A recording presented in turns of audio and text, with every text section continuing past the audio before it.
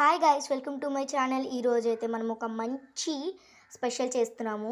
అదేంటంటే మనం టీ బదులుగా తాగొచ్చు. టీ అంటే అన్హెల్దీ కదా మనకి, ఇదైతే హెల్దీ అనమాట. సో అది ఎలా ప్రిపేర్ చేసుకోవాలో చూద్దాం. ఇలా మనం ఒక గిన్నెలో హాట్ వాటర్ మరగబెట్టుకోవాలి. చూసారా ఎలా ఉందో? తర్వాత ప్రాసెస్ చూద్దాం. ఇప్పుడైతే మనం ఇందులోకి శంఖం పూలు వేస్తున్నాం అనమాట. ఇది చాలా హెల్దీ. ఇప్పుడైతే మనం శంఖం పూలు వేసుకున్న తర్వాత నీళ్ళు అయితే ఇలా బ్లూ కలర్లో వస్తాయండి. పువ్వులు మాత్రం ఇలా తీసేయాలి.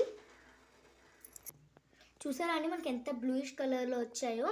ఇప్పుడు ఏం చేయాలంటే మనం ఇందులో నిమ్మ చెక్క పిండాలండి. నిమ్మ చెక్క పిండుకోవచ్చు. ఇంకా మనం నిమ్మ చెక్క తేనె కూడా తీసుకుంటారు చాలామంది, తీసుకోవచ్చు కూడా. అది మన వెయిట్ లాస్ కూడా హెల్ప్ అవుద్ది.